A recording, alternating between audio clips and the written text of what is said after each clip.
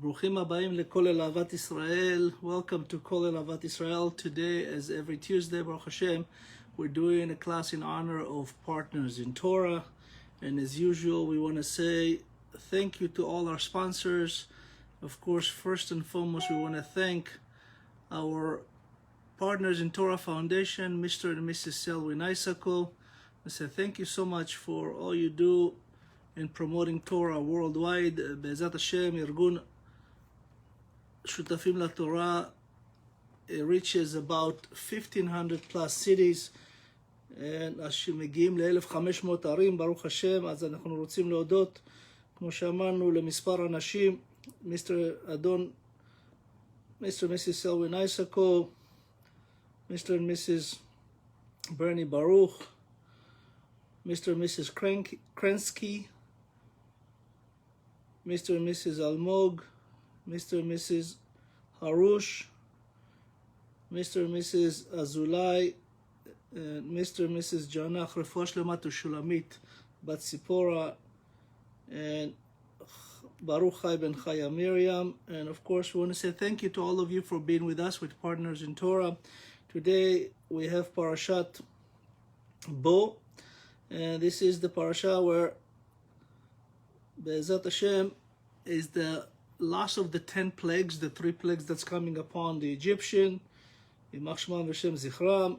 And of course, we also want to do this today in honor of twin boys, Be'ezat Hashem, Nuriel and Natan-Noam. HaKadosh Baruch Hu yishmor otam v'yizakeh otam lechaim shel kodesh Be'ezat Hashem. This class is also in honor of twin boys. May Hashem give them good, long life, filled with Torah. Again, their name is Nuriel and Natan-Noam. Be'ezat Hashem, ולעילוי נישמות אבי מורי ניסים בן פרחיה, אמי מורתי רחל בת רוחמה, אחי אברהם, מאיר ויעקב, לעילוי נשמת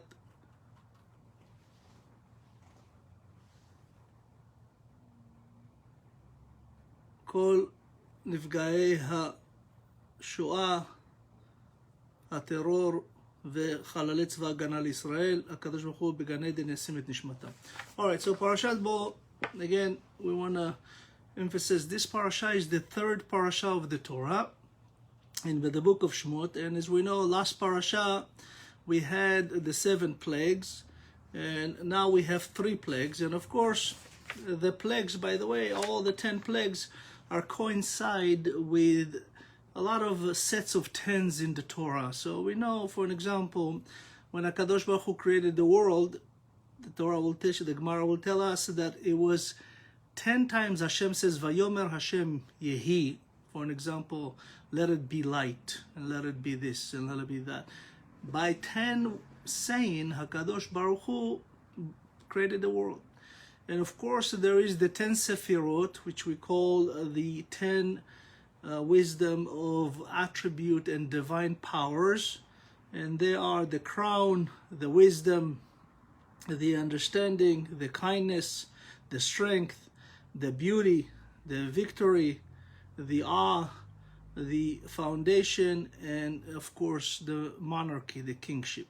So this is the Sefirot, Keter, Chokhmah, Binah, Chesed, Gevurah, Tiferet, Netzach, Yesod, and Malchut. So each plague was really to coincide with, even though we have the 10 great Sefirot, there is 7 that on earth, and there is 3 above the earth. That's why the 7 and the 3 were divided in 2 portions of the Torah. And we see that HaKadosh Baruch Hu started, of course, from the lowest realms of beneath the ground, you know, the plague of blood that came originally. That was really, in essence, the one that seeps into the ground, and all the way to the last plague of Bechorot, of the killing of the firstborn, right, of the firstborn of Egypt, is because, you know, Hashem created the earth, and first He created the heavens, which is the Neshamot, the souls, and then the earth, which is the body. And of course, we see that HaKadosh Baruch Hu now says to Moshe Rabbeinu, Vayomer Adonai el Moshe bo el Paro. Moshe is now, unlike the other plagues, Hashem says go to. This one it says come to, bo. Bo, of course, as we know, numerical code in bo is 3, which alluding to the 3 plagues that the people of Egypt will be receiving now. And of course, those will be the locust, the darkness, and the killing of the firstborn. And as we know, HaKadosh Baruch Hu says to him, let's go to the God of Pharaoh. When Hashem says, Bo el Paro, meaning let's go and defeat the God of Pharaoh. Because, Pharaoh, of course, he claimed to be God, and of course, it was lying, needless to say. But above Pharaoh, there was a God, an angel, Satan, that really, there is a Rabbi Bala Turim, who is an expert of numerical codes and which word goes with which word in the Torah, and he revealed to us something amazing. When Hashem says to Moshe, come to Pharaoh, Bo, I want you, the Bala Turim says, I want you to take the word Bo and add it to Pharaoh, and this way we can defeat that. So in order, what does it say? What Hashem says, Bo el Paro. If you take the word Paro, in numerical code is 355. And if we add the Bo, the 3, it will be 358, which is basically snake. The snake that was created, which is the evil inclination, is Pharaoh. And now Hashem says, let's defeat the God of Pharaoh. And snake is very interesting, is also the numerical code of Mashiach, meaning redemption. We're going to take the bow, we'll put it in Pharaoh, and we'll defeat his so-called God, and then we can take the people out of Israel and redeem them. So in essence, that was really one of the Biat Mashiach in our lifetime. We know Kadosh Baruch Hu, he sent the people of Israel to Egypt, is not to be tortured, God forbid. It was in order to cleanse them and to bring them to a point where they're willing and able and capable of receiving the Torah. When HaKadosh Baruch Hu promised to Abraham 400 years ago, a little bit over that, when he said to him that your children will go to Egypt and be enslaved for 400 years, Abraham Avinu never argued. Abraham says, no, how about half? Maybe no, please don't do it. No, he never did. In essence, he understood that, the many people that joined the Hebrews, a lot of them just joined for the wrong reason. And as we see next parasha, when HaKadosh Baruch Hu bring the people of Israel out of Egypt, which is really on Pesach, there'll be exactly 400 years from the birth of Yitzchak, and it will be coming out Berechush Gadol. Hashem says to him in the covenant that your children will come out with a big fortune. And Abraham asked, what is this fortune? What is the fortune he's speaking of, Hashem? And Hashem says, they will be receiving the Torah. And Abraham says, wow, this is great, but Hashem, how about give them some also, not just spiritual fortune, give them physical fortune. And hence, that's why the people of Israel were able to take a lot of the gold and silvers and clothing and everything that they needed out of Egypt. And HaKadosh Baruch Hu says to Moshe, remember, Ani echbadeti et lev Paro, I made the heart of Pharaoh kaved, very heavy, meaning that Hashem gave Pharaoh a chance to do tshuva throughout the 10 plagues. But of course, Pharaoh chose not to. In essence, we have in our body a thing that's called kaved. Kaved is our liver, It's the only part, that if you cook a liver of a kosher animal, or any other animal, it doesn't matter, but in a sense, it's the only meat that gets harder. Every other meat gets softer, right? It's kaved. It's, by definition, the kaved is the heaviest part in our body in relationship to its size. And that's where the entire nefesh goes through. The blood that, goes through our body, it goes through the kaved. And of course, HaKadosh says, I want you to know, I very much on purpose, he was telling Moshe that even though, Pharaoh says, let my people go, and Pharaoh says, okay, if you take the plague away, I will do it, several times. And as we know in the last one, he says, you know what, I recognize Hashem, I'm a sinner, and Hashem is the tzaddik, and yet again is not doing it. So, it says here, HaKadosh Baruch Hu by the way, in our parasha, as a side note, this is the first parasha where we start beginning mitzvot, receiving mitzvot. In this parasha, we have 20 mitzvot. 20 mitzvot are receiving. As we know, the entire book of Bereshit, the book of Genesis, we only had 3 mitzvot. It's what we call Prurvu, Brit Milah, and Isur Gidanashe. We marriage and having children is the first mitzvah. The second is circumcision, that we know Abraham Avinu was given, and of course not to eat the sciatic nerve, and that's with the story of Yaakov and the angel. So this parasha is really, we're starting to receive now the mitzvot, and we'll see there's a mitzvah of Rosh Chodesh, there's the mitzvah of Pesach, mitzvah of Tefillin. There's 20 mitzvot in this parasha, and HaKadosh Baruch Hu says to Bo El Paro. In essence, he also says, I want you to take the name of Pharaoh, because we are here, so to speak. The people of Israel came to Pharaoh because of Perah, right? The word Pharaoh is 2 words, bad mouth. As we know, because of the Perah that the brother had about Yosef, and Yosef had about the brothers, we end up in Egypt.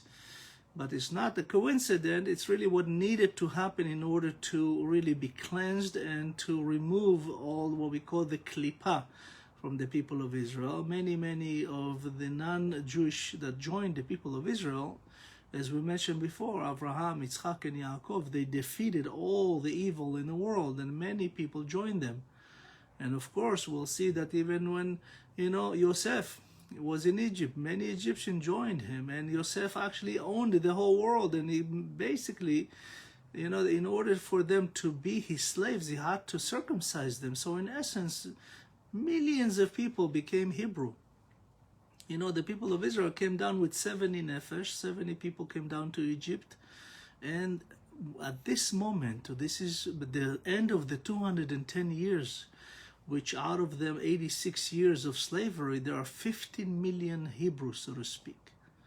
But of course, we'll know only 20% will come out. And we'll talk about it in a minute. But in essence, the word Paro, as we mentioned, is Perah, because Pharaoh always lied and always said something and changed his mind. And of course, now Hashem says to him, Bo El Paro, I want you to take the name Paro and remove the Pei and the Ain. Move those 2 bad things, the speaking and the Enara and the Lashon Hara, and put the Bo in it. And what you have remain, Arbe, you'll have the word locust. And this is really the first plague out of the 3 that Moshe Rabbeinu will bring upon HaKadosh Baruch Hu, of course, on Egypt. And we see that Hashem says, I want you to tell your children, למען תספר באוזני בנך ובן בנך את אשר התעללתי במצרים. He says, I want you to know that the entire essence of Egypt is first and foremost to purify the people of Israel.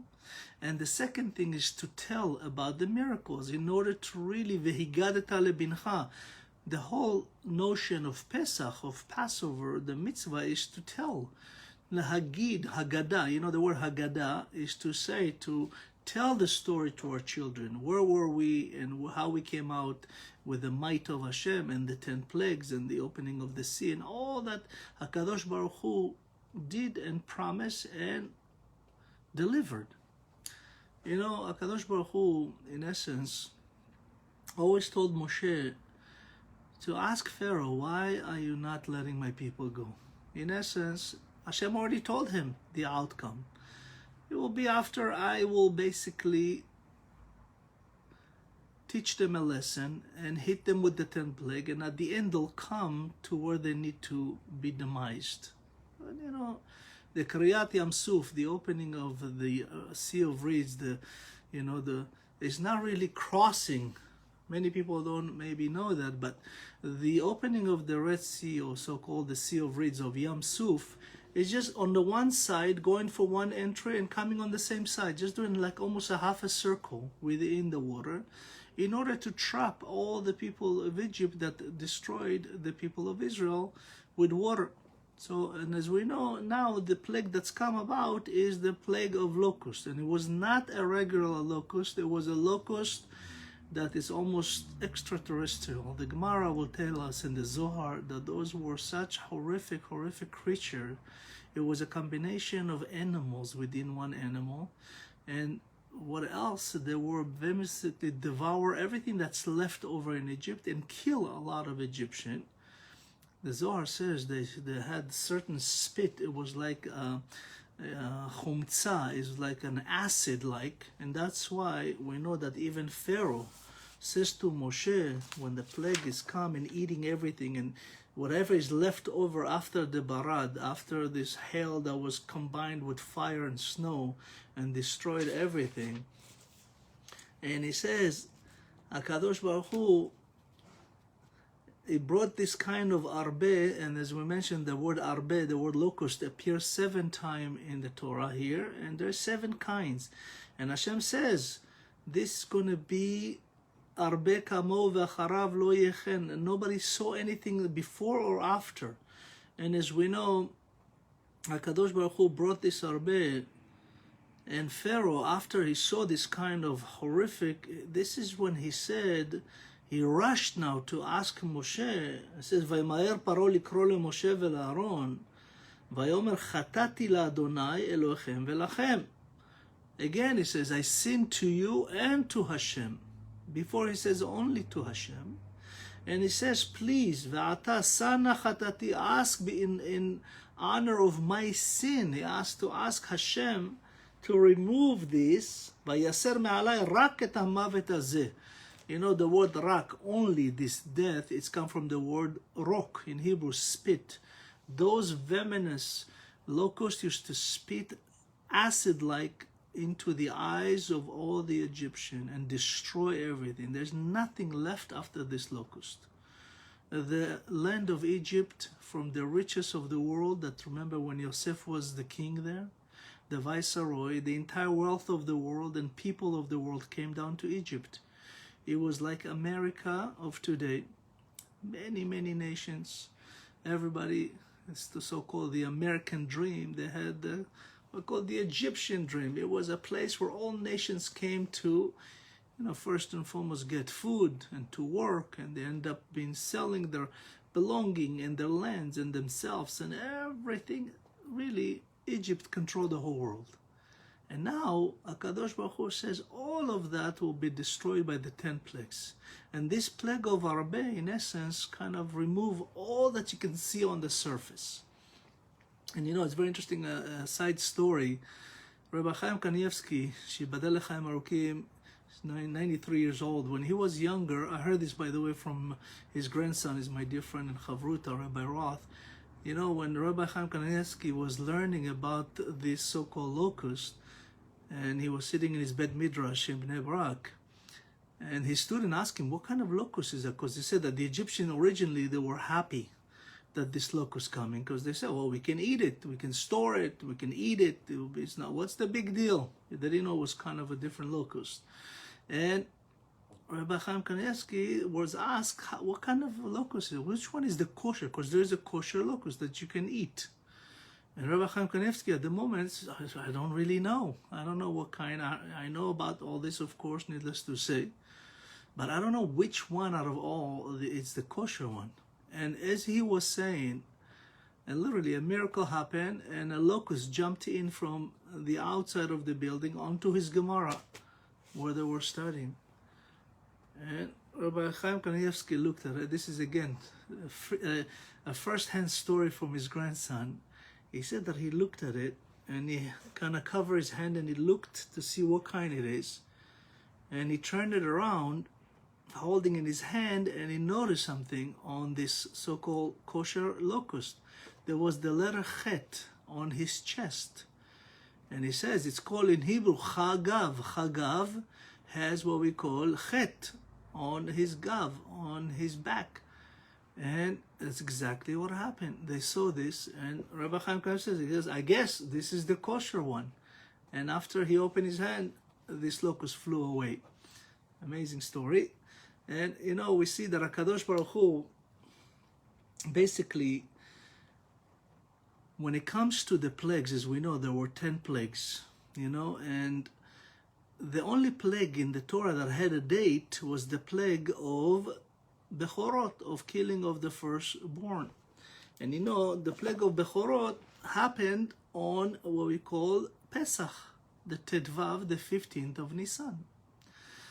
You know, the plague of Bechorot was the shortest one. It really took less than few hours. It was after Chatzot HaLaila, after midnight, not after 12. It's after the Sha'az Manit, after you divide the amount of daylights and darkness in 12 hours each. And then after Chatzot HaLaila, and before the sunrise, before Hanetz, that was really the entire plague of Hashem going through and killing all the firstborn of Egypt.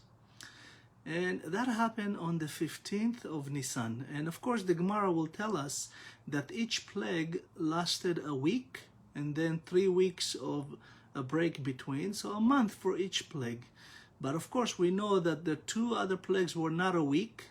The Arbe, the locust, was only 6 days and did not actually did his job on Shabbat. And of course, the other plague is the darkness. There was a plague of Choshech. It was only 6 days, 3 and 3. So our sages explain something beautiful about the plagues and our holidays. So if we look at, as we mentioned, Makat Bechorot, right? Makat, killing of the firstborn. It was on the 15th of Nisan. They were actually destroyed, killed, and we were revealed by Mashiach. In essence, Moshe Rabbeinu and HaKadosh Baruch Hu came to take us out of Egypt. This is really, in essence, the redemption. On Pesach, we are redeemed, while the Egyptians are destroyed.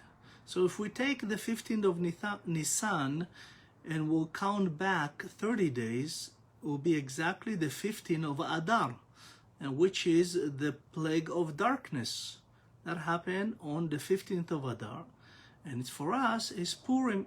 Purim is the 15th of Adar. The Torah says to the Egyptian there was darkness, and for the Jews there was light. La Yehudim aita ora v'simcha. We had light and happiness. Then if we take from the 15th of Adar and we count back again 30 days, will fall exactly on the 15th of Shvat. We are in the month of Shvat, which happened to be Tu B'Shvat, right? The holiday of the trees. So for that was the plague of locust. Kadosh Baruch Hu destroyed Egypt with the locust, all the greenery, everything that was left from anything, any tree, any bush, anything like that. They were destroyed, and we celebrate these trees. So in essence, every plague is a divine code to our holidays. And as we know, all our holidays except Hanukkah fall on the 15th. If you take, for an example, Sukkot is the 15th of Tishrei, right? And all the other holidays except Hanukkah. Hanukkah is on the 25th, Kaf Hey. Why? Because, you know, that's when they said that HaKadosh Baruch Hu, when he built the world, he started on the 25th of Elul, Ko, Kaf Hey, and he finished it on Aleph Bet Tishrei. Started on Sunday, 6 days of the week. Aleph Bet Tishrei was Rosh Hashanah and Erev Shabbat. And of course, when they built the Mishkan, when HaKadosh Baruch Hu, as we see next year in our Torah, we are right now, the time of the Jewish count is 2,448 to the Jewish count. And of course, when Hashem takes them out, He gives them the Torah after 7 weeks. And next year, they'll build the Mishkan. And the Mishkan will be built between Sukkot until Hanukkah. And it will be taken exactly ready on the Kaf Hey Bekislev. Hence, that's why the miracle of Hanukkah also, when Yehuda Maccabi was lighting the menorah, the first that he found, the oil that lasted for 8 days, that happened on the same day, Kaf Hey, because that's when the Mishkan was lit for the first time, for the menorah in the Mishkan. Everything, by the way, has an amazing secrets. Even when it comes to Passover, as we'll see in our parasha, Passover is not really the first time it's introduced here in the Torah. In Parashat Shemot, that was already introduced to us in Parashat Vayera, in Bereshit, when HaKadosh Baruch Hu came to visit Avraham Avinu, when he did his circumcision on the 3rd day. That was when Avraham was 90 years old, and that was Erev Pesach, Yudalet Ben Nisan. And the next day, the angels, 2 out of the 3 angels, Michael went back, and Gabriel and Raphael went down to Sodom and Gomorrah. As we know, even Avraham says to Sarah, Lushi Ugot, make matzot. And of course, Lot says to the people, to the angels, eat matzot. That was the Pesach, the 15th of Nisan. So let's continue, as of course we know that Pharaoh again is about to lie and said, please ask Hashem to stop this. And Hashem, of course, just as he promised Moshe, ויהפוך רוח ים חזק מאוד וישא את הרבה ויתקעו ימה. This locus Hashem removed, but he did not remove it completely. He placed it exactly at the, what we call the opening of Yam Suf. It will be right there waiting for them to be hitting them again. You know, we know in the Gemara, there is a whole discussion about the Haggadah, when the Haggadah says how many times the people of Egypt got, plagued in Egypt and how many times on Yam Suf. There is several opinions. Of course, some of them says it was actually 250 times in Yam Suf. And as we know, in our parasha, we have the next plague, HaKadosh Baruch Hu, it says, I'm going to now bring the plague of darkness, Makat Choshech. So, the Torah says this Choshech, you can touch it. It was almost, imagine, like a substance of darkness. It's not like the darkness we know today when you turn on off a light in a room at night. It's nothing like that. It was a darkness whereby whatever position you were, that's how you stood and stayed for 6 years, whether you were standing, sitting, going to the bathroom, jumping, whatever, you were held at this position. And as we know, HaKadosh Baruch Hu, when he brought the 10 plagues, it's very, very interesting. The 10 plagues has what we call the acronym. As we know, it says, when he says to, the 10 plagues, if you look at the acronym, it's called Datzach Adash Be'achav, which stands for Dam, Tzfardea, Kinim, Arov, Dever, Shechin, Barad, Arbe, Choshech, Bechorot. In the numerical code, it's 501, which is exactly alluding to the sentence that Hashem says, Beyad Chazaka Vizroa Netuya, with mighty hand and a strong arm I took you out of Egypt, which is both are 501. So in essence, everything that the Torah gives us is a lot of, not a story, so to speak. It's a divine code and secrets that will today and forever will speak about everything that we're going through our life. The darkness, for an example, if you see, the Torah divides the darkness into two parts. First, the 3 days, right? The Torah says there was first, 3 days, and when Moshe was about to bring this, he warned and he says to, Pharaoh, that I want you to know that this afela will be in all Egypt, but it will be first for 3 days. He says in the Torah, ויהי חושך אפלה בכל ארץ מצרים 3 ימים.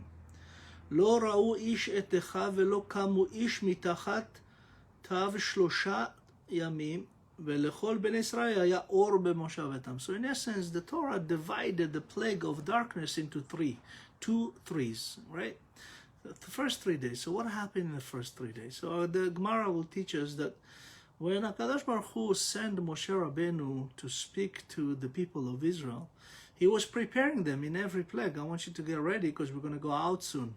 But of course, we guarantee that it won't be until Hashem is ready. And he told me already that he will, on purpose, have Pharaoh harden hard in order not to do right away, because Hashem wanted to do a measure for measure, midah keneged midah. He wants to repay, Pharaoh and all the people of Egypt that they did what they did to the people of Israel. And of course, they're saying that when HaKadosh Baruch Hu spoke to the people of Israel, so to speak, as we mentioned, a lot of them just joined for the sake of joining, not because they believed in Hashem. There was 15 million Hebrews, and 80% of them did not want to come out. 80% of them said, we don't want to come out. Now that everything is destroyed in Egypt, we have Goshen, we have the best land of Egypt, Why should we leave? Well, we're going to go to the desert for what? We don't want to go. In that 3 days, 80%, meaning 12 million Hebrews died and buried in Egypt. again, not real Hebrews that wanted to this, only 20% remain. As we'll know in next parasha, it says, Chamushim Yatsu, only 20%. You know, this 20% is a very interesting number, because you know, when Yaakov Avinu, when he had the dream, the latter dream on top of Mount Moriah, when he went to, you know, when he left the parents for, you know, running away from Esav, heading towards Lavan, of course, Vayifga b'makom, and Hashem kiva hashemesh, Hashem turned off, so to speak, the sun, and Yaakov Avinu fell asleep, and he had the prophecy and the dream of the ladder. And after that, even though Hashem promised him everything in a dream, Yaakov is reinstated the dream in his own words, and then he promised, Aser asrenu lach, meaning I will give you 20% of what you give me. Wow, big deal. Beautiful. No, chaz v'chalila. What I'm saying to you, Yaakov says, I am Yaakov, and you know, my name will be Israel. And in the future, how many? 20% will want to be with the people of Israel. And that's exactly what happened here. Aser asrenu lach, 10 and 10, meaning 20%. This is, by the way, to give tzedakah 20%. It's what we call hidur ha-mitzvah. You're obligated to do 10%. But if you do 20, it's even better, of course. But remember, tzedakah is a very, very powerful tool to save you from a lot of things. And remember, whatever you give, you guarantee to receive. Don't ever think you can lose from giving tzedakah. No such thing. People that don't give tzedakah will lose money on other things. Their car will break down. The water boiler will break down at home, whatever, a lot of accident, this and that. Why? Because Hashem says, okay, you don't want to do what I give you. Everything that we have is from Hashem. It's not ours, really. We're just holding it like a bank teller. We move it from one place to another. But Hashem says, people that give tzedakah, I guarantee they'll have plenty more to give. And HaKadosh Baruch Hu, when Yaakov says, Aser asrenu lach, meaning that even that we have only 20%, those people will be really the people of Israel. And as we know, he says, I want you to know that now Pharaoh, he says, what's going on here? ויקרא פרעה אל משה ויאמר, לכו עבדו את אדוני, רק צונכם ובקרכם יוצג, גם טפכם ילך עמכם. So in essence, you know, Pharaoh is really, he says, I want you to go and take your children with you. Because you know, before, when Pharaoh asked Moshe, who's going? Mi v'mi yotzim imachem. He said there's people that would want, people that would not want. Me is the one that want. And the people that don't want, v'mi. And Moshe answered, everybody's going, from our children through everybody, our elder, our daughters, our sons, even all our cattle, everybody comes out. And now here, Moshe is adding something. He says to Pharaoh, you will ask us to do a sacrifice for you. וגם אתה תיתן בידינו זבחים ועולות, ועשינו לאדוני אלוהינו. In essence, Moshe Rabbeinu, you know, is a prophet. And he was revealing to Pharaoh that one day, even Pharaoh will bring korbanot LaHashem. Because you know, we have what we call, when the Mishkan, the tabernacle will exist, and the two temples, the first and the second, the 70 nations of the world brought sacrifice in order to be blessed by the Jewish people, by Hashem. Shivim Parim, they used to bring 70 acts, you know, to this. And Moshe Rabbeinu is here revealing to Pharaoh that this is something that you will do in the future, for an example. And as we know, again, Pharaoh is not listening, even though he promised, I would let you go if you stop the plague of the locust. And Hashem, he changed his mind not to send them, as if it's in his power. But it's not really in his power. Hashem does this, again, in order to have a measure for every plague. ויאמר לו פרעה, לך מעלי, הישמר לך, כי אל תוסיף ראות פניי, כי ביום ראותך פניי תמות. Pharaoh is basically now threatening Moshe. He says to him, you're coming out now, you're leaving me, you will not see me again. If I see you, I will kill you. And you know, this is something that Hashem basically says to him, are you threatening my son? I will kill your son. The plague that's about to come, the darkness, in essence, he says, Hashem called it nega. Vayomer Adonai al Moshe, od nega katan, just another plague I need to do with them. And after that, after this darkness, there'll be another plague. Hashem called it nega. You know, nega is what we call almost like a, you know, you can call it a, today it's a virus. Back then it was all kinds of, you know, something that was a blemish, something that would do something that could destroy your life.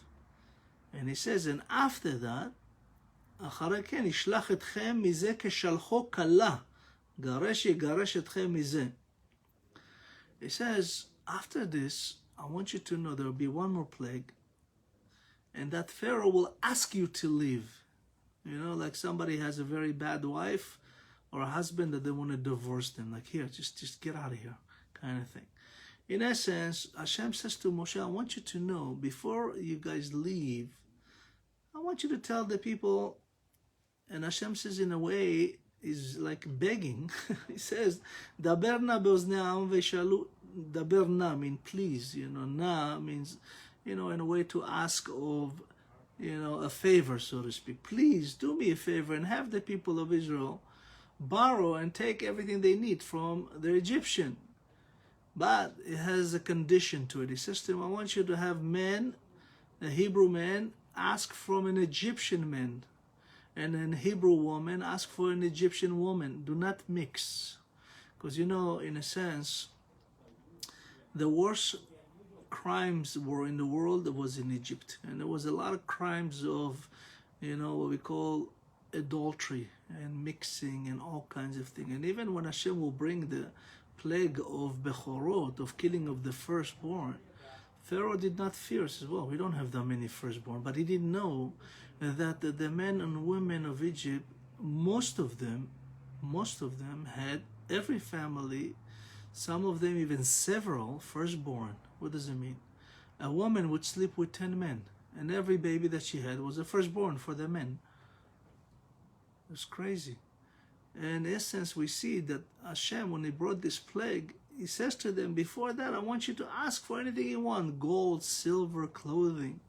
And I promise you that when you do that, he says that they will actually give it to you, but they'll be even happy to give you that.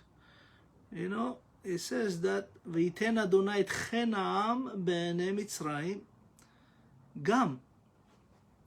It says, what does it mean? That the people will give it to you out of courtesy and will be happy to give you their treasures.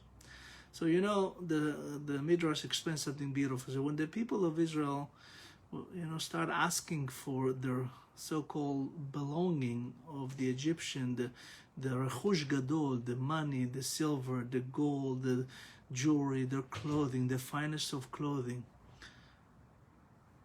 the people of Egypt says, why would I give it to you? And they said to them, I want you to know, I know exactly where it is in your house. You have it in this drawer or in this, you know, cabinet or in this, you know, storage. And when the darkness was upon Egypt, we could have easily taken it. I knew exactly where it was. When Hashem brought the darkness on you, we had light. La Yehudim hayta TORAH, right? The Hebrews had light. And we went through all the homes of Egypt and we saw all the gold. We could have taken it in the dark and you'll never seen us. But we not really wanted to steal. We're just going to borrow it. We're going out for 3 days. And that's how the Egyptian people gave everything to the Hebrew people. Like, wow, they had a chance to steal it and didn't. We believe them. Here, you can have it. You can borrow it. In essence, that's what Hashem says, ויתן אדוני את חן העם בעיני מצרים גם. Meaning that I will make them not just give it to you, they'll give it to you out of, you know, courtesy and love, and it will be happy to do so. Very odd. You know, Alexander the Great, from Macedonia, he was one of the youngest, most brilliant kings of the world. You know, he was actually originally wanted to destroy Jerusalem. And when he came to destroy Yerushalayim, he came with his generals. He was leading the march. He had, like some say, 21 million soldiers, just like Sancheriv had. And when he came towards Mount Olive, there was at the time, remember this is the second temple, there was at the time one of the Kohanim, it's called Shimon HaTzadik. Shimon was a Kohen Gadol, a high priest for 80 years. And he was, at the time, was the priest, the Kohen Gadol in charge. And when he saw the military of Alexander the Great heading towards Temple Mount, you know, the Mount Olive and Temple Mount, they face each other, right? And in the middle there's a valley. It's on the east side of the Temple Mount. And from Temple Mount, Alexander the Great is coming down the mountain towards, you know, Harabait, towards Temple Mount. And Shimon HaTzadik sees that. He get dressed with his high priest clothing, which you only do on Yom Kippur. And he start walking towards Alexander the Great. He's coming down from the mountain of Hara Moriah. And of course, Alexander the Great coming down from the mountain of Mount Olives. And they meet at the bottom, at the valley. And something amazing happened that moment. Alexander the Great gets off his horse and he starts bowing to Shimon HaTzadik, Shimon the righteous, the high priest. He goes and bow to him again and again until he reach him, and then bow completely to the ground. And his generals were freaking out, and he says, "What are you doing? We're coming to destroy Yerushalayim. What are you bowing to them?"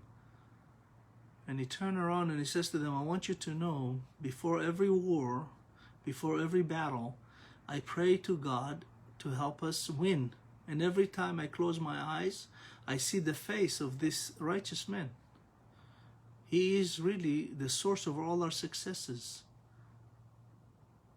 And he actually became very good friend to Shimon HaTzadik, and of course ended up not destroying the temple, and furthermore supporting the people of Israel. And he asked for one thing. When he came to Shimon HaTzadik, he asked him, "I want to see the temple on the inside." And Shimon HaTzadik says, "I'll be an honor to do so, but you cannot walk in with, you know, shoes made out of, you know, leather, and you cannot have any swords or any armor. You know, this is a holy place." And he made him shoes made out of, you know, cloth. And he asked to go to the Holy of Holies. And Shimon HaTzadik says, "No, you cannot go.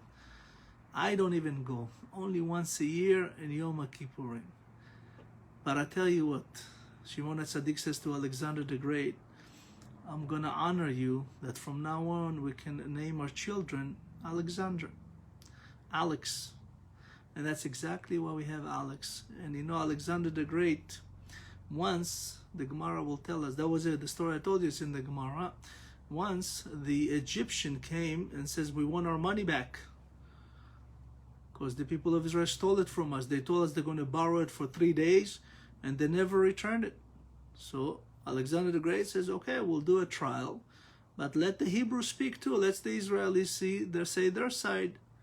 And of course, one of the rabbis came to argue this point, and he asked the Egyptian, "Do you believe in the Torah? Because you're obviously quoting the Torah." He says, "Yes." And he says, this tzaddik, this rabbi says to Alexander the Great, "You know, good. So based on the Torah, we were enslaved for 210 years. And there was out of 210 years, there was 15 million of us. And we never got paid. So let's see how much they owe us. 15 million times each day that we work, 6 days a week. And times 210 years. And the amount that they received was so bad that the Egyptian left and canceled their demand. So in a sense, you know, when HaKadosh Baruch Hu says, "I want you to take," it's only because this is what is yours. Venatati is because I'm giving you. And continue now. He says, "I want you to know that the next plague is the plague of Bechorot," as we know. That he says, "Vemet kol bechor beretz Mitzrayim, מבכור פרעה היושב על כיסו, עד בכור השפחה, אחר הרחיים, וכל בכור בהמה. So in essence, Hashem says, even you, Pharaoh, was destined to die, because Pharaoh was a Bechor. But even your son will die, and even every servant Bechor, meaning that Hashem revealed to him, that just so you know, the men was sleeping with their servants, and every son, there were maybe several Bechorot, several firstborn in one house. And they will all die, even the animals. So we know the animals is really a reincarnation. The Gemara will tell us that, you know, there is reincarnation of many kinds, even in vegetation, in fruit, in animals. And there is very interesting, that's why, you know, we are in the month of Shvat. As you know, Tu B'Shvat is coming. We celebrate the trees. We don't do Birkat HaIlanot on Tu B'Shvat, we do it on Pesach. I mean on Nisan. The first, after Rosh Chodesh Nisan, we can start say Birkat HaIlanot. And there is halacha, we are not allowed to Chaz v'Chalila destroy a tree of fruit. If you have to, you can relocate it, but you're not allowed to just cut it, because there is a Gilgul Neshamot. You know, when we eat a fruit, or we eat a steak, or we eat vegetables, there is a Gilgul, there's a reincarnation of the Nefesh in the Chai Tzomech Domem, in the thing that's alive, things that are growing, and things that is, you know, Domem, that you think it's really, you know, vegetable. But in essence, there is a Gilgulim. And you know, the Arizal says that, you know, the Gilgulim, he, by the way, the Arizal could look at a person and see all his Gilgulim from day one, thousands of years, go back to Adam Arishon, because all the Jewish people, Neshamot, come from one Neshama, is the Neshama of Adam Arishon. On the other hand, all the Goyim come from a different Neshama, is from the Neshama of the Nachash, and his wife, Lit. And Hashem is the only one that can define which one is a Bechor. Imagine, Hashem, that's why Hashem says, Ani velo malach. Only me can define and see who is a Bechor and who is not. You know, because there is an angel named Laila, as in we know, in the Jewish people, this angel Laila teaches, it takes, the Gemara says, it holds the seed, and it says what's going to be on this person, and it teaches it for 40 days, the entire Torah in the womb of the mother. And after 40 days he asks it to forget and to not remind anybody, meaning that it's all stored within us. Unlike the Goyim have what we call an animalistic soul. It's a different kind, not like the Hebrew soul. It's a different, that's why we're not allowed to mix, because it's a whole different set of everything. And when Hashem says, I'm going to kill even the animals, because those reincarnation of the Egyptian, the bad that's been, and that's why when we are commended by Hashem to destroy Amalek and its animals, why the animals? Because the animals is actually, Amalek was able to shape shift between human and animal. And Hashem says, because of that, I will destroy even the animals. It says, Hashem, there will be such a uproar and screaming, because every house had a Bechor in it. And of course, HaKadosh Baruch Hu, right before he brings this horrific plague on Egypt, because you know, they destroy a lot of the Hebrews, right, the babies. They threw them into the Nile, or they put them into the walls of Pitom and Ramses. And we know when the Hebrews, you know, Pharaoh said, do not supply them with the material to make those bricks. If they don't meet the quota, 400 a day, take their babies and put them in the wall. So the Arizal explained to us something amazing. He says that all these babies are so-called, you know, horrific acts against humanity and our children is really, we don't understand, but they were all reincarnation of the people that sinned before the Mabul, right? All the people before the flood of Noah, and all the people that sinned with the Tower of Babel, Dor HaPalaga. And that's why Hashem basically did a reset and took them and punished them in order to bring them back to the Jewish people. Because if they die on Kiddush Hashem, or if they die because they're Hebrew or Jewish, instantly they deserve a place in Gan Eden. So again, we don't understand a lot of what Hashem does, needless to say, Lo irani Adam v'chai. But now Hashem is basically the Torah. It goes back from right before the plague, Hashem introduces to Moshe Rabbeinu the mitzvah of Rosh Chodesh. כתוב, ויאמר אדון משה ואל אהרון בארץ מצרים, לאמור, החודש הזה הוא לכם ראש חודשים. This is Nisan. First of Nisan is the heads of all months, unlike Tishrei as we know today. So in essence, by the way, this is the mitzvah of Rosh Chodesh. And I says, by the way, the word, why do we say Hallel in Rosh Chodesh? Right? We say, HaKadosh says, HaChodesh Hazeh Lachem, right? HaChodesh Hazeh Lachem. If we take the acronym of the first three letters, it serves Hallel. HaChodesh Hazeh Lachem, it's Hallel. Rosh Chodeshim, we have to say Hallel in every Rosh Chodesh. And of course, Hashem says, I want you to do something on the 10th of this in Yud Nisan. By the way, Nisan is the only kosher car you can buy. It's the only car in the Torah, Nissan, right? It's a joke, you can laugh. But in essence, Hashem says to the people of Israel, on the 10th, I want you to do something. I want you to take a lamb, a goat, that basically, and tie it to your bed for 4 days, to your post bed. What kind of request is that? Hashem says to them, take a lamb and tie it to your bed for 4 days. There were several fake gods to Egypt. Pharaoh says, I'm your God. I'm the God of the Nile. The goat is a god. Keves se. And I want you to hold on to it. And by the way, in those 4 days, between the 10th and the 14th of Nisan, that we know that Moshe Rabbeinu and Aaron and his closest friends, rabbis, and 70 elderly circumcised all the people of Israel. Because in order for them to be able to eat this lamb, to sacrifice the Korban Pesach and be part of it and eat it and be able to leave Egypt, they had to be circumcised.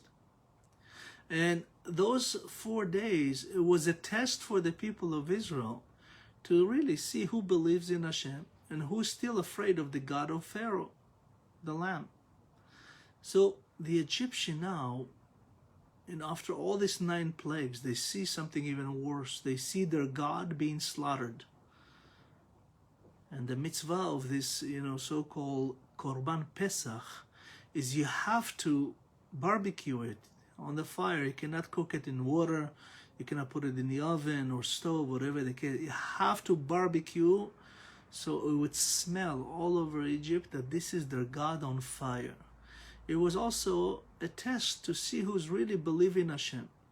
And Hashem says, I want you to take this blood and I want you to put it ולקחו מן הדם ונתנו על שתי המזוזות ועל המשקוף, על הבתים. I want you to put it on the entry, on your doorways. The Zohar Kadosh says that they took the blood of this Korban Pesach and they took the blood of the Brit Milah and they mixed it and they put it on 3 posts on the right, left, and top. And that's where we come and we say, Bedamai Chayi, Bedamai Chayi. Because of the blood of the Korban Pesach, that you believed in Hashem and were not afraid, and you did the Brit Milah and you mixed them, you will survive. You'll be able to survive forever. Because the Hebrew people, no matter what happened in the world, they're still here. Unlike any other nations, all the nations are gone. What you see today is not the real nations that were before. They were all destroyed and gone from the world.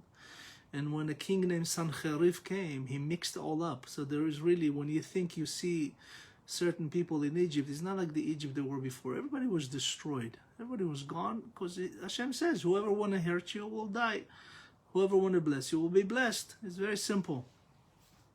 And HaKadosh Baruch Hu really now is giving the mitzvah of the Korban Pesach. He gives them the mitzvah of the matzot and how to eat it. By the way, Korban Pesach is the only Korban you have to have assigned people to eat it. Nobody can come from the street, even how poor they are. You cannot feed them. You have to have assigned people. It has to be that night on the 14th, and it has to be eaten that night. And if it's anything left over by the morning, you have to burn it. You're not allowed to use it. It's a very, very holy korban. And by the way, as we know, they used to do 2 sacrifices per day. שני כבשים בני שנה תמימים, אחד ביום ואחד בין הארבעים. We do this in the Mishkan and in the temple forever for the durations of existence. Why? This is why Rivka, her so-called dowry, where Yitzchak gave the ketubah to Yitzchak, to Rivka, he gave her every day 2 kevasim b'nei shana. And because Rivka, we have the essence of the bracha of Yaakov and the Bechorah and the right to receive the Torah, and we honor her with those 2 korbanot. The Korban Pesach is one of them. The Korban Pesach is Achad ben Arbaim. This is the Korban that we do in the evening, right? And of course, HaKadosh Baruch Hu says, אני ועברתי בארץ מצרים בלילה הזה והכיתי כל בכור בארץ מצרים מאדם עד בהמה בכל אלוהי מצרים מעשה שפטים אני אדוני. Hashem promised, I will do both below and above the so-called physical Egypt and the spiritual Egypt. And I want you to know this when you're going to leave on the 15th. And when you leave, you're going to take this bread, this dough, matzot, and you're going to bake it and eat it on a very hasty time and fast. Why? Because it's really Biat Mashiach. Sometime when Mashiach, Be'ezrat Hashem, will come soon, it will be so fast, you have no time to prepare. That's why it's important for us to do tshuva now, for us to be close to Hashem. There's a moment in time that's coming very soon. You will not be able to return to Hashem. If you haven't done it by then, you cannot do it thereafter. And we see here, this is really the prophecy of Mashiach. And I want you to know, this is also Hashem says, we have to really not have chametz within us for 7 days. You know, the word chametz u matzah. Chametz is in Hebrew, did you miss it? Or matzah, did you find it? Did you get it? You know, after all said and done, when we say Hakol Beseder, everything is in the Seder, it's really everything is in the Seder. When we celebrate Pesach, there's a lot of, the Haggadah, it's all the secrets of our lives, everything that we came to this world for, and everything that we need to do. And even when you say to somebody, Pesach Sameach, right? When you give a blessing of happy Passover, it's very interesting. It's the acronym of all the holidays we have. Pesach Sameach, Pei is Purim, Samech is Sukkot, Chet is Chanukah, Kaf is Kippurim, Shin is Shavuot, and Resh is Rosh Hashanah. So after, what do?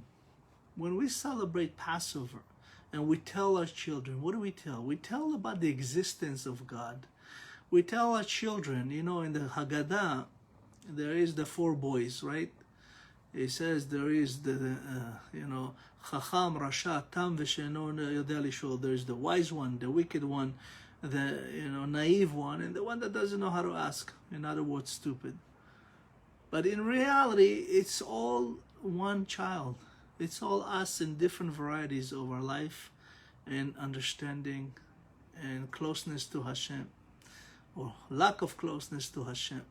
And when we come to Pesach, we are obligated to really bring the tool that we are, combine the kli, the Torah says, the Zohar Kadosh says, in order to receive the blessing, we have to be a good vessel, a good kli. And how do we do that? Kli is an acronym, Kohen, Levi, Israel. When we are combined, when we have this kind of unity, we're allowing for the temple to exist, for Beit HaMikdash to get out of the galut. The Zohar Kadosh says, when HaKadosh Baruch Hu finished the world, in 6 days. It did not say he was done. He was not done. It didn't say I was finished. It says Asher bara Elohim la'asot. I created to do more. The moment that the Mishkan was built, that's when the world had its full capacity of receiving more blessings and more light and more successes. Because without Bet HaMikdash, we're always in exile. No matter how much do we have the land of Israel today for 73 years almost. Whatever we have, it's nothing compared to having the Bet HaMikdash, to having Hashem reside within us. V'shachanti betocham. And of course, HaKadosh Baruch Hu is, as we mentioned, we have 20 mitzvot in this, parasha. And the people of Israel are now living, and we know that no dog barked. That was the tshuva of the dogs that they promised Noach they will do. And the Orev, as we know in the ark, he promised to feed Eliyahu Navi, the crow. And everything that has to do with Yetziat Mitzrayim is really us coming out of redemption every day. We all have our troubles. Mitzrayim is called Meitzarim. Tough times, no matter how big or small or rich or poor, it doesn't matter. We all have our challenges. Hashem does it on purpose. Why? Because, remember, He is the true salvation. Nobody else. And if you want to succeed, and if you want to really come out of Egypt, you have to be the right vessel to receive this and prepare yourself to be a vessel to Hashem. V'shachanti betocham, to reside within you, physically, in your body, in your heart. And of course, in your home, have a home that is holy, and a nation that is holy. So after all said and done, I want you to know that you would leave these places, you would leave Egypt, and it will be chukat ha-pesach lechol ben. It will be, this is a chukah, this is a promise that Hashem says, Elu ha-chukot va-mishpatim va-mitzvot, will be part of what Hashem asks you to do. And I want you to know that you have to do certain things for me that maybe not make sense. For an example, the Torah says, Kadesh li kol bechor pet rechem bevnei Israel. You have to honor the firstborn, really, both, sanctified to me from the womb of the children of Israel, And then, of course, we have to do pidyon, we have to redeem our firstborn. It's very interesting, the word Bereshit is a mitzvah. There's all the mitzvot is hidden in the word Bereshit. Bereshit is also an acronym, Ben Rishon Acharei Shloshim Yom Tivdei. After 30 days of performance, you have to redeem. And HaKadosh Baruch Hu says, I'm taking you out in the spring. He didn't take us out in the rain. He didn't take us out in the heat. He took us in the spring, what is the best time to come out. Aviv in Hebrew is 15. It's really the 15th of Nisan. The Tetvav, when we came out of Egypt, is the best time to come out. The 15th is also when the moon is full. This is when the moon is at the full level of lights, and we receive, just like the moon received the light from the sun, so we receive the light from Hashem.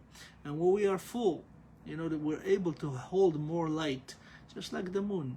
And we know that HaKadosh Baruch Hu says, don't eat chametz on Pesach. It's really, in essence, to become what we were when we left Egypt. There was no, we were like very thin, no pride. We knew who is Hashem. We recognized the miracles. We have respect. We were not like this bloated bread, so to speak, the Egyptian. We came out, matzah. If you look through a matzah, you can see there's holes in it. You can see through it. So Hashem says, I want you to be like that. Remember, I see everything. And everything that, is good for you, in order to be able to receive this light, this matzah will bring even more light to others. And of course, Hashem says, I want you to know this is the chukah lemoada miyamim yamima. This is not something new. It's already been established before even Bereshit. There are certain things that were, as the Torah says, the Gemara says, the Torah exists before 974 generations before the world was created. In essence, the Torah is the blueprint of our life, of our world. And of course, the last parasha, HaKadosh Baruch Hu, he says, I want you to remember the tefillin. We have the tefillin, and we know tefillin, in essence, if you look at the tefillin, It's a very interesting parasha and a very interesting mitzvah. We have the one for hand and the one for head. The one for hand, we have one parasha. This is the Kadesh li kol pet rechem. This is the redemption and holiness of the firstborn. And I have one parasha. And we have in the head, we have 4 parashot. We have 4 portions. In essence, is really to resemble our 5 senses. We have 4 senses in our head. We have the hearing, we have the smell, the taste, and the sight. And in our head, we have the feeling. We can touch things and feel. Hashem says, work with all your 5 senses. The tefillin, and also if you know, when you tie the tefillin, how do you tie them? You have 3 here, right? It's the shin. And you have 7 here. It's really the plagues. You have 7 on the hands, which is the earthly plagues. And you have 3 on top, which goes against your heart. And this is really, in essence, the mitzvah of tefillin. It's ot hi la'olam. It's a covenant forever and ever and ever. So we have to always understand there's no just anything written in the Torah for the sake of being written. The Torah is not a history book. It's not a storybook. It's a lessons of life to live by. So Be'ezrat Hashem, I want to finish here a little bit over our 1 hour limit. I thank you so much. I'm Rabbi Dahan on behalf of Partners in Torah. Again, I want to thank all of you for being with us. Please share this class and help us reach more good Jewish people that perhaps can have closeness to Hashem through you and through us and through this amazing foundation. Again, thank you to Mr. and Mrs. Selwyn Isako and to all of you for being with us online and sharing this. This class will be also posted on our YouTube channel and of course on our website neshatorah.org. I wish all of you Be'ezrat Hashem, Hatzlacha and everything. And remember, even when things looks really bad around us, don't worry. Have faith in Hashem, everything will be good and everything will be for the best, because there is no other reason what Hashem is doing for the best for us. So have a wonderful rest of the week and we'll see you again Be'ezrat Hashem tomorrow. Thank you so much.